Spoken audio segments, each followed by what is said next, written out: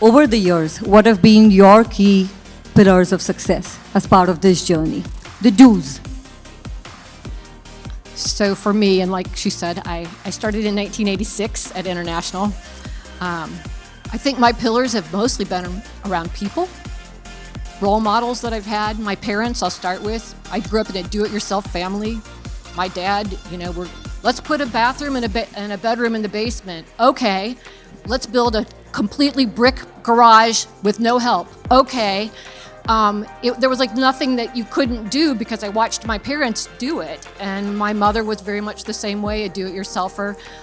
So that was the environment that I grew up in. My mom didn't work when I was young, but then she went back to school and had a full career in public relations. So the idea that a woman needed to be at home didn't occur to me.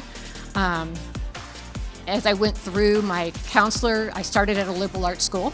So was headed down, who knows what, history major, something like that. And in my sophomore year, he's like, you need to declare a major. And I'm like, I don't know. He goes, well, I'm looking at your grades. You're really good in math and science. Have you considered engineering? That was the first time in my life I had considered engineering. He was a turning point for me. And so I left my liberal arts school and went to University of Michigan and got an engineering degree. So those moments in time where people just intersect with you, I think are so important. I had, bosses and mentors through my career as well that just continued to encourage me. And then finally, just friends. I used to think that the term networking was a negative word because I felt like it was false, but it turns out that I just have this incredible group of friends at my work that have my back, that when I call on them, they'll do something for me. And that, to me, has been another pillar for me. And then, finally, just authenticity. You cannot not be yourself. So you need to migrate without degrading your values and what's important to you. Well, thank you, Debbie. It's interesting that with friends, with colleagues, you also mentioned parents. I've always said that parenting is basically that quiet leadership that creates the loudest of legacies, right? And we see it sitting right here. So now, can you tell us a little bit about your journey, where you come from, and what are the pillars of your success? And maybe also the do's and the do-nots for everyone. Oh, boy. Well, I come from a very small state in India. It's called Kerala. It's the southern tip of the Indian peninsula. When I grew up, much like you, Debbie, there's only a few choices of what do you want to be when you grow up. And if you're an Indian, you can relate. You either become a doctor or an engineer. So those are your two choices. And once you become one of those, then you say you can be anything you want after that. So because I was very much math-oriented myself and could not bear the sight of blood, it was an easy choice for me, very easy up front. I said math it is and engineering it is.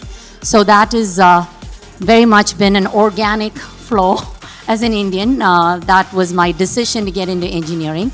And much like a lot of women at my time during that stage, electrical engineering was more the engineering that was preferred by women. Men took mechanical and women took electrical. And then there was other options, but again, I just went with the flow. So this is part of my early stage of my life where I wasn't trying to ruffle any feathers. I was just learning to follow the folks that went before me, and I think that was okay. And when you talk about pillars, one of the key things that helped me grow as a person was this idea that things are going to be hard. And that was a realization that came to me over time. And once I understood that that's something that I need to wake up, and this might be a very pessimistic attitude, so I'm not recommending it. It worked for me, so I'll share my small story there. So once I realized, and it was part of growing up in India, we have 1 billion people. You got to compete for everything in your life. You have grit and resilience built into your life. And so it became another organic thing, whereas like I wake up and I say, I think, majority of things that I try today is going to not work. But if one thing works, I'll be happy. If I wake up with the opposite attitude of everything I want today will work, and if a lot of things fail, I'll be sad at the end of the day. So I chose to be a little more realistic in my approach and basically said, I'm going to wake up thinking that everything's going to be hard. But what that really helped me in my life is to anticipate failure and prepare for it. And so it built a muscle that served me well in my life. And that's worked to me when I moved to US 25 years ago after my engineering degree. It was a new world, new challenges. I knew everything was going to be bad. So when things worked, it was good. I don't know if it works for everyone, but I'm just saying the grit and the resilience. And when in today's world, when I wake up, I'm leading teams, I'm part of a large organization, I still carry that grit with me, because what that does for me is it gives me the power to get up when I fall down. And that is a muscle that I think will serve us all well in the future, especially as we think about how the world is evolving and the technology is evolving, and just being adaptable to change. So Brad, you're two women who have paved the path, right? Yes. Everyone wants to know, what are you doing at the table? Why are you our champion? I thought this was the drink table. So please tell us, what makes you the DEI champion that you are known to be? You know, she told, I think Debbie told a story about her parents. So mine would be, I didn't know this until probably the last 5-6 years. But mine would be 40 years ago. My mother, both parents worked. And when we could not afford a babysitter a lot of the time, I would go to whoever's work would allow me to. Well, my father worked for the same company I worked for, but it was a dangerous place to be at the time, so not many, teenagers were allowed to go. And I still remember being at work with my mother and watching her. And she did everything. It was a small company, but I would say she was like the COO, right? She quoted jobs, she invoiced jobs, accounts payable, accounts receivable. She hired people, she fired people. She bid jobs, she did everything. And I remember this moment where I'd been seeing this for years, and I thought it was really cool. She's a brilliant lady. Never went to college, but just this brilliant lady. And her boss had a problem with a customer, and a job got messed up, something happened, and her boss turned to her in front of me and said, "Don't worry about it, it's my secretary that made the mistake." And it just clicked for me in terms of this, what the hell are you talking about? I know what she does every day. And at the time, it pissed me off. But also at the time, I probably didn't realize how big of an impact that had on me. And so when you think about, a few years later, I won't talk about my age, and I'm thinking about organizations and what I do and, empowering women, empowering everyone. Find the brightest people you can find, no matter who they are, and get them on board. And in my world, about half of that happened to be women. And so for me, that was where I just said, I'm going to champion this. This is going to be something I'm going to lean into, and I've got real reason to. Not because the company says I should, not because the world says I should or shouldn't, but because my mother would say you have to. So that's where I started. Beautiful, Brad. Thank you so much. And I'm a little worried what my kids are going to say, because through all of my working years of last 20 years, both my kids, when people ask, where have you grown? And the kids say, oh, I grew up in Michigan, I grew up in India. When people ask my kids, where have you grown? They're going to say, we've grown up in the car, because they've spent most of the time in the parking lot of our car playing while I've done meetings inside. So they've probably grown up in different cars. But that's lovely to know. Debbie, you mentioned about mentorship, right? You mentioned about how having the right people at the right time, be it friends, be it parents, be it mentors, play a crucial role. Any one thing that your mentor did for you that you keep on doing on a consistent basis for your team members that you think benefit them?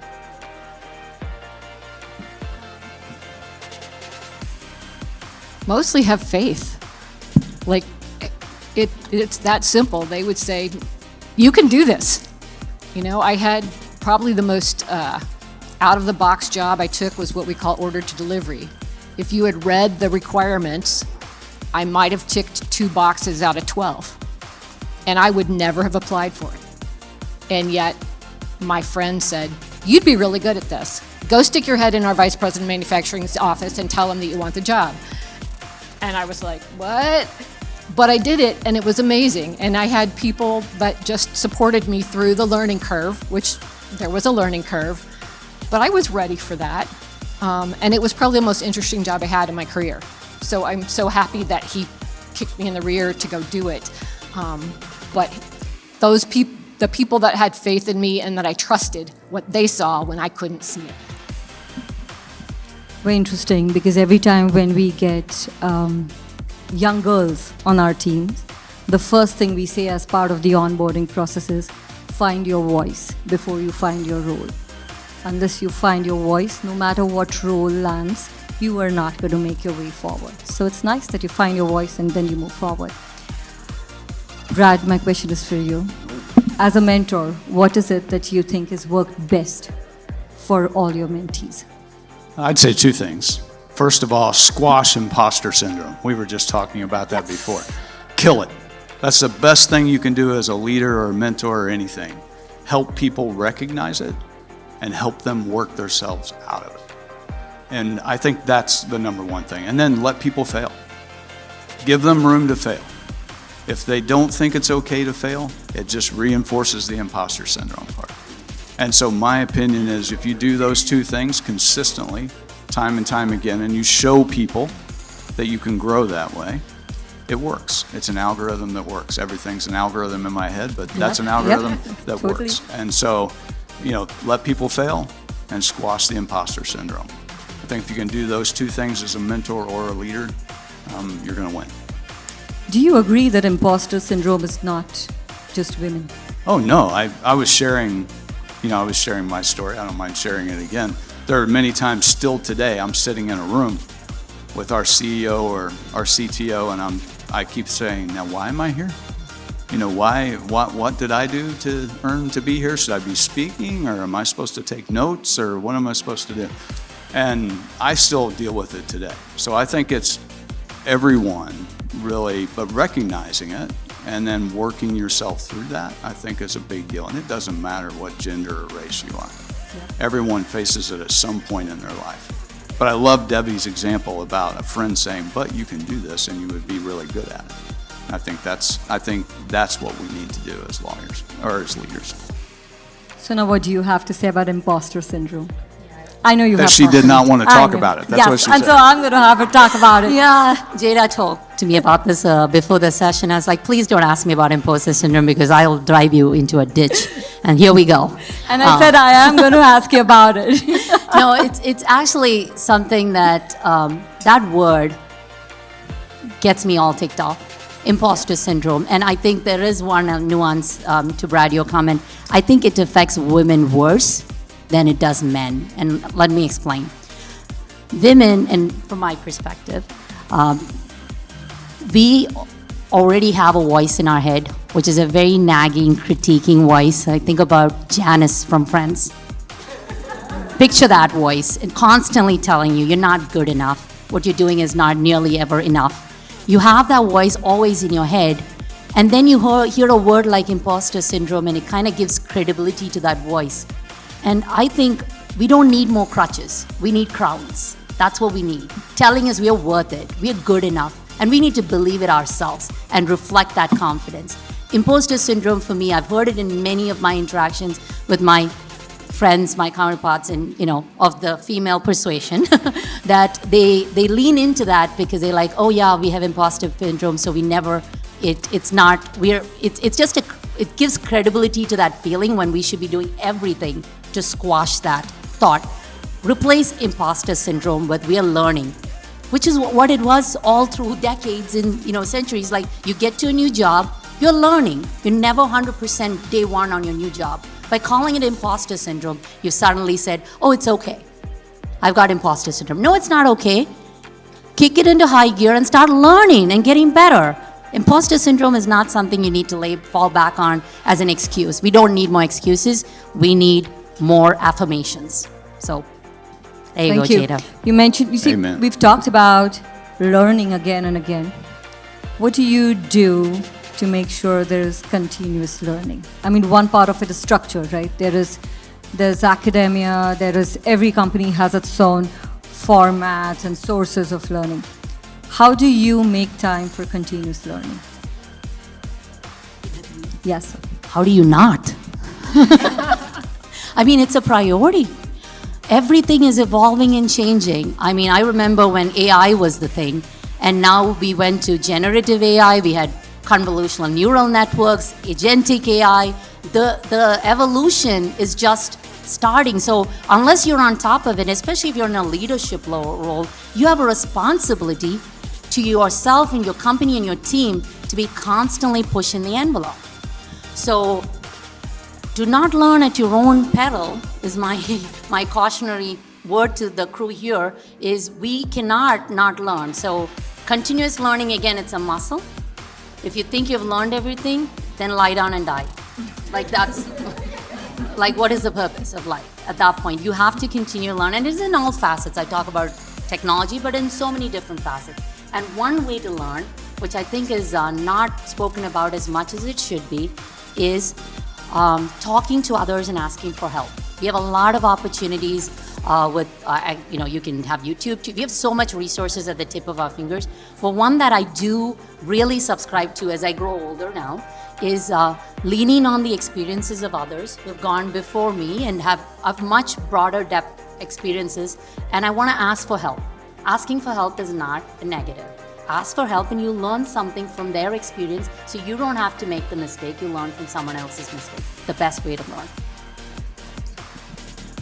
So Debbie, Sona mentioned also about imposter syndrome being wired a lot more into the minds of women than men. The other data that we've seen is two things that's sort of wired a bit differently. One, apparently women negotiate differently than men, and women handle conflicts a bit differently than men. Do you think women handle conflicts differently, and is there something they should learn from their male counterparts, and vice versa? So in general, yes, no, I'm stereotyping. I think that women definitely are tend to have those more, I'll say, motherly, nurturing kind of stereotypical characteristics. And I'll see men come across as more aggressive, sometimes in conflict, moments of conflict. But I'll also say that, and this was not my proudest moment, I was in a meeting where my team was presenting something, and one of our leaders started to, I would say, was on the edge of bullying the person on my team that was presenting. And I went from motherly to mama bear and got very aggressive back,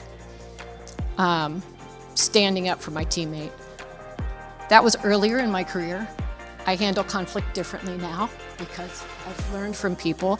I think today the way I manage it is really that I have little tolerance for bickering and finger pointing anymore.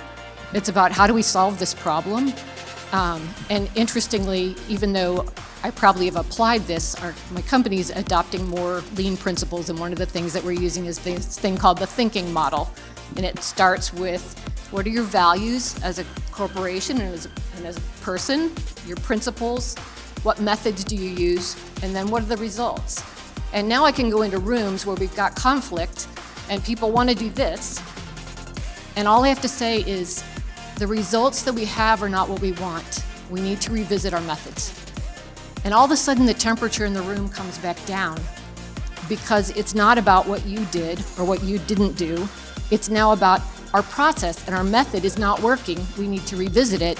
It's not about a person doing something wrong. And I really have, that's been a huge tool that just in the last year, like instantly takes the room to a collaborative space when we've got conflict. Interesting. Brad, have you seen any of your female leaders handle conflict any differently? Oh, that's actually a tough question. We're not afraid of conflict on my team. I will start there. But it is very clear that people have very different conflict styles. I'm very collaborative, right? I'd much rather, but that's not always what you need, right? Some people would think when they meet me, I'm very competitive, and that's my conflict style, but it's actually not. I very seldom go to competitive. So when I look at my team and the female leaders on my team, I would say they're learning to leverage each style very well. But that's just part of the continuous learning. What I was going to add, I love what Sona said, but you also have to learn about yourself. Continuing to learn who you are and be aware of who you are and what your preferences are, that's absolutely critical as you are a leader or as you become a leader as early as you can, so that you know how to manage each one of those styles. Because there's a time and place for everything. There is a time where you must be, and then there's a time where, you know what, it's not worth my time. I'm going to avoid it. And people think that's bad. But the reality is we have a time and place for every kind of conflict style. And I would say the female leaders on my team are in that learning, that practicing process right now. Interesting. So talking about Mama Bear, Sona, when we are two paths to parenting, right? What we learn from our parents and now what we are passing on, right? While we are working mothers. We cannot not be talking about balancing act. Let's touch upon it, but more from the perspective of, I know you're raising a son while I'm raising my boys too. Yeah. And I'm very cognizant of how I raise them, keeping empathy and emotional quotient in mind. What is it that you would like to share? How do you raise your boy to see that we have DEI in the future? Yeah, so talking about, I'll tackle the balancing and then I'll talk about my son. Balancing work-life balance, I think that's the word that we've all been used to and been talking about for a long time.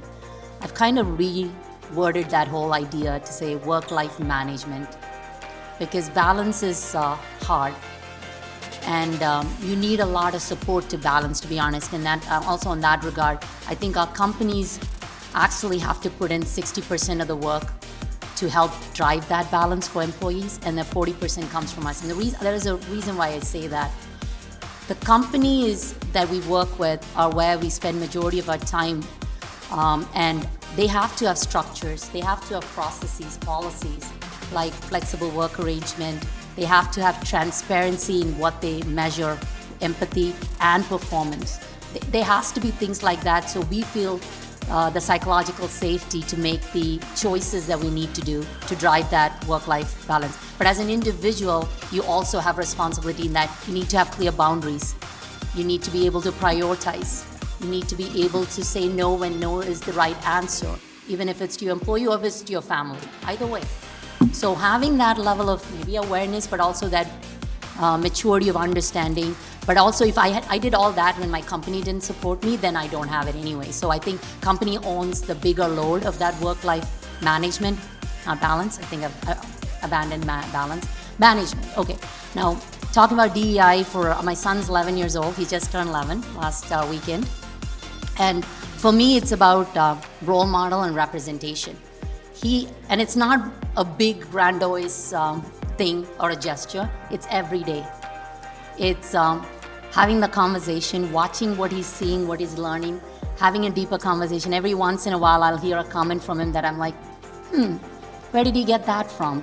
It may be stereotyping. He's 11 years old. He's picking up a lot of things from all sorts of influences. And so I pause. Whatever I'm doing, I'll pause.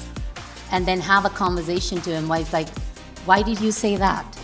He recently, this is mind-blowing to me. He said, girls always wear pink. And I said, why? You wear pink. You have pink shirts. Where did you get that? So he got it from somewhere. And he said, no, that's something I heard here or there. I said, do you think color needs to be genderized or any, I not in those words, but generally I would just ask him the follow-up question. And then as a role model, I have a responsibility to show up and be somebody that he can, your mom's example is a great one. We all have that responsibility. I see if we raise our sons well, they become better allies for our daughters and every other women out there. So I think that's the responsibility that we share. But I don't think there is a grand gesture. It's putting in the work. It's the micro actions. It's showing up and correcting it when it happens, course correcting when it happens.